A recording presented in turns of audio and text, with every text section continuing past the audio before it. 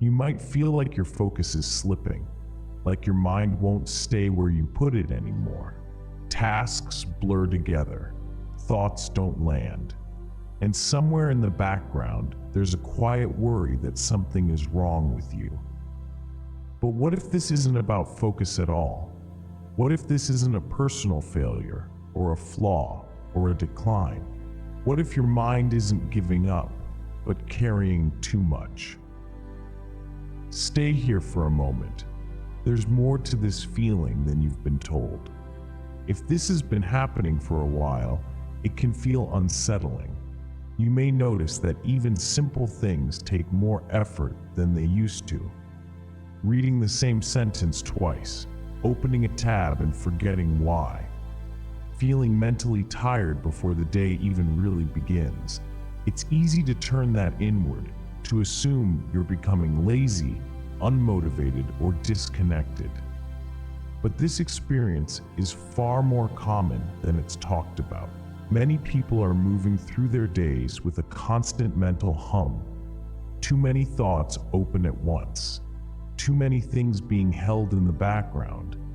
Not because they're incapable, but because they've been coping for a long time. There's no need to judge yourself here. No need to diagnose or fix anything yet. This space is just for recognizing what's been happening without blame. And as you stay with this, it may start to become clear that what you're feeling isn't a loss, it's a response. Losing focus sounds like something disappeared, as if your ability to concentrate simply faded. But mental overload works differently.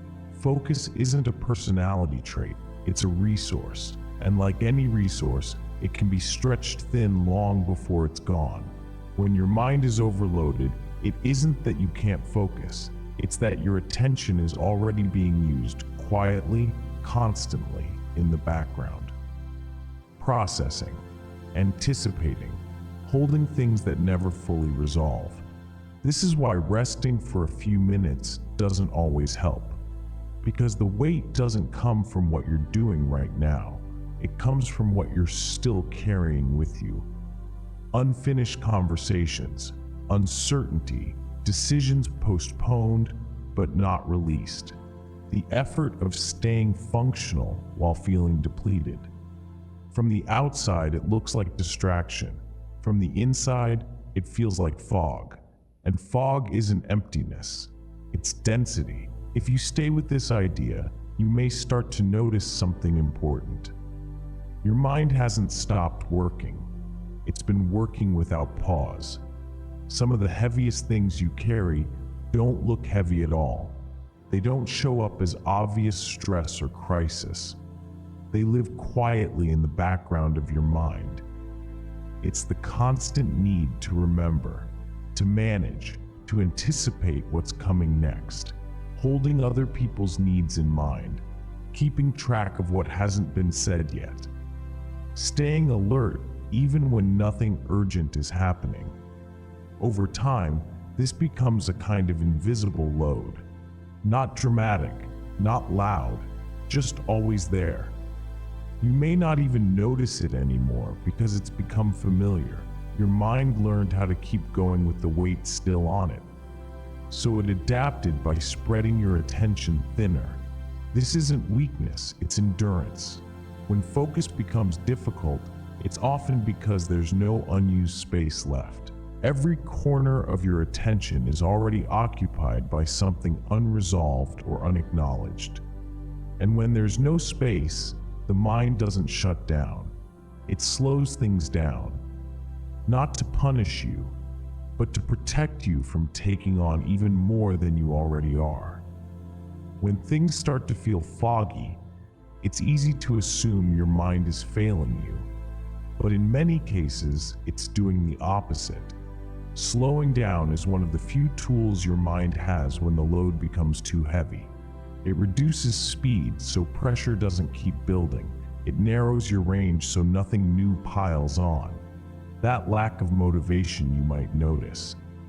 The hesitation before starting, the sense that everything feels like too much. These aren't signs of collapse, they're signals of conservation. Your mind is trying to protect the parts of you that have been overextended. By softening focus, by creating friction around effort. This is why pushing harder often makes the fog worse. More pressure adds more weight, more strategies add more to track. Nothing here means you're broken. It means your system reached a limit and adjusted itself. If you let this idea settle, something may shift. The problem isn't that you can't do more. It's that you've been doing enough for a long time. When you're overloaded, most advice sounds strangely off. Make a better list. Wake up earlier. Try harder to stay disciplined. None of it lands. And that can make you feel even more disconnected, like you're missing something everyone else understands. But the issue isn't your willingness to try. It's that most productivity advice assumes unused capacity. It assumes there's extra mental space waiting to be organized. When your mind is already full, adding structure can feel like adding weight. Another system to remember, another standard to keep up with, another way to measure yourself and come up short. So your mind resists, not out of defiance, out of self-preservation. This is why forcing clarity rarely works here. Clarity requires space, and space can't be created through pressure. If you felt frustrated with yourself for not responding to these tools, there's nothing wrong with you. They simply aren't designed for a mind that's been carrying too much for too long. There's another way to approach this, one that doesn't ask you to push, one that begins by easing the load instead. When overload is the problem, effort isn't the answer. Your mind doesn't need more discipline, it needs less demand. Not silence, not emptiness, just fewer things asking something from you at the same time. This can feel counterintuitive because you may already feel behind, and slowing down can seem like giving up. But what helps here is not doing nothing, it's doing less internally. Letting a thought pass without finishing it. Letting something remain unresolved without immediately fixing it. Allowing your attention to rest somewhere neutral, even briefly. Your mind doesn't need to be organized right now. It needs permission to stop organizing. That might look like pausing without labeling it as rest, or noticing your breath without trying to change it, or letting your attention land on something ordinary and unimportant. These moments don't solve anything right away, and they're not meant to. They create space. Small pockets where nothing is required of you. And when space returns, focus doesn't have to be forced. It slowly finds its way back on its own. We're not at the calm yet, but we're moving closer.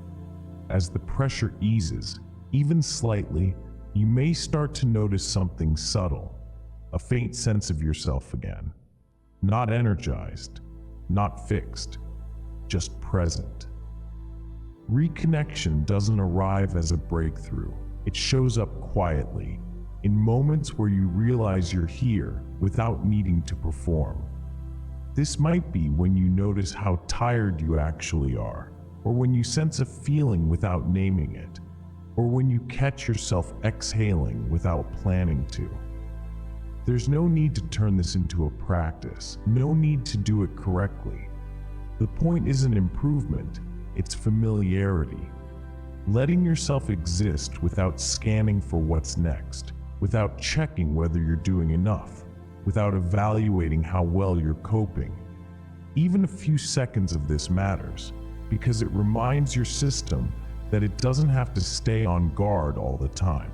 You're not asking your mind to sharpen, you're allowing it to soften.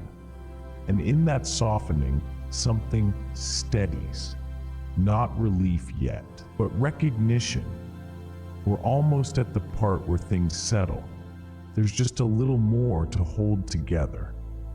If you've stayed this long, Let this land gently. You're not losing yourself, you're not becoming incapable, and you're not failing at something everyone else can do. What you've been feeling is the weight of carrying too much for too long. Quietly, without pause, without space to set anything down. Your mind didn't abandon you, it adapted. It slowed things so you wouldn't have to keep absorbing more than you could hold. That fog, that lack of drive, that drifting focus, they aren't signs of damage, they're signs of protection. Nothing needs to be fixed right now.